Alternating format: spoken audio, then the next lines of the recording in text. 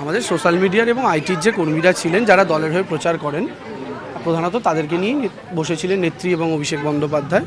সেখানে তারা কিছু নির্দেশ দিলেন, একটু মোরাল বুস্ট করলেন সবার। এবং অ্যাকচুয়ালি পরাজয়টা যে পরাজয় নয়, এটা যে অ্যাকচুয়ালি ছিনিয়ে নেওয়া, এটা যে অ্যাকচুয়ালি কারচুপি, সেটা তো আমরা ধরুন আমরা যারা ইলেকশন প্রসেসে যুক্ত ছিলাম, বিশেষ করে আমি যেহেতু ক্যান্ডিডেট হয়েছিলাম আলাদা করে, আমি তো প্রত্যক্ষ করেছি পুরোটা কী প্রসেসে ওরা ইলেকশনটা করার চেষ্টা করেছে বা করেছে, সম্পূর্ণটাই তারা বললেন। এবং এই যে বিভিন্ন জেলা স্তর থেকে, বিভিন্ন জেলা লেভেল থেকে যে খবর আসছিল, ধরুন কাউন্টিংয়ের ভেতরে ভোট যখন শেষ হয়েছে চার্জ 60%-এ শেষ হয়েছে, আর কাউন্টিংয়ের সময় সেটা যখন ইভিএমটা গোনা হচ্ছে তখন দেখা যাচ্ছে সেটা 95%। চার্জ তো বাড়তে পারে না, আর স্ট্রং রুমে কারোর হাত দেওয়ারও কথা না, তো ওটা বাড়লো কী করে? এগুলো এক্সপ্লেনেশন কে দেবে? এগুলো কোথায় যাওয়া হবে? তো দলের মতো করে কি করছে না করছে, কি করার চেষ্টা করছে, আমাদের কি করা উচিত, সবটাই তারা তাদের মতো করে বার্তা দিলেন, আমরা শুনলাম। দেখুন, দল তো তৃণমূল কংগ্রেস তো আন্দোলনের দল, মমতা বন্দ্যোপাধ্যায় আন্দোলন থেকে উঠে আসা নেত্রী। আজকে ভারতবর্ষের মাটিতে মমতা বন্দ্যোপাধ্যায়ের মতো এত সুদীর্ঘ আন্দোলন থেকে উঠে আসা রাজনৈতিক নেত্রী কেউ নন, not even Narendra Modi, not even the other chief ministers, ভারতবর্ষের যতগুলো রাজ্যের মুখ্যমন্ত্রীরা আছেন না কেন।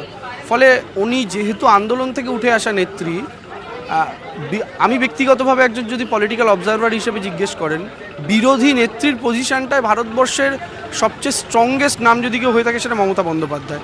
তো স্বাভাবিকভাবে এই মুহূর্তে তাকে ছলে বলে কলে কৌশলে হোক বিরোধী করে দেওয়া হয়েছে। সিপিএম ফেস করেছে, এবার বিজেপি ফেস করুক। ফল ঘোষণার পর থেকে দলের মধ্যে থেকে অনেকে মুখ খুলছে, কিছু বলবেন সেই বিষয়ে? না, আমি সেই বিষয়ে কিছু বলবো না। দেখুন, আমি একটা কথা বলি, যদি কারো যাওয়ার থাকে তারা যান। কাউকে নিজেকে বাঁচাতে হবে, কাউকে ব্যবসা বাঁচাতে হবে, অনেকের অনেক কম্পালশন থাকে, আমরা বুঝি। এবং কারোর পারিবারিক সেফটির ব্যাপার আছে, কারণ সবাই নার্ভ তো শক্ত করে ধরে রাখতে পারে না। আজকে আমার চোখের সামনে যদি আমার মা বাবা দিদি আক্রান্ত হন, তার জন্য আমার যদি কোথাও গিয়ে কম্প্রোমাইজ করতে হয়, তাদের সেই ব্যাপারটা আলাদা, আমি সেটা নিয়ে কিছু বলছি না। কিন্তু তার মানে এটা নয় যে আমাকে আগের দলকে গালাগাল করে যেতে হবে। কারণ আপনি আগের দলকে গালাগাল করে অন্য একটা দলে যদি যান, সেই দলটাও কিন্তু আপনাকে কোনোদিন মাথায় তুলবে না। তারা এটা ভাববে যে আমরা কোনোদিন যদি কাদায় পড়ি আমাদেরও গালাগাল করবে বাইরে বেরিয়ে। দেবাংশু, একটা প্রশ্ন, যে টলিপাড়া থেকে আমরা দেখতে পাচ্ছি প্রচুর মুখ এসেছিল এবং তারকারা আলো করে থাকতো, তারাই কিন্তু এখন মুখ খুলছে। তারা এতদিন কথা বলতে পারেনি, তারা এতদিন চুপ করেছিলেন, কিন্তু এবার বুঝতেই পারছিলেন যে নানান রকম সমস্যা। শহীদের মতো অনেকেই 21শে জুলাইয়ের মঞ্চেও বসতেন, তো মাইকটা হাতে নিয়ে বলে দিলে পারতেন, তখন কি অসুবিধা ছিল? তাহলে কথা বলতে পারেননি বলে তো লাভ নেই।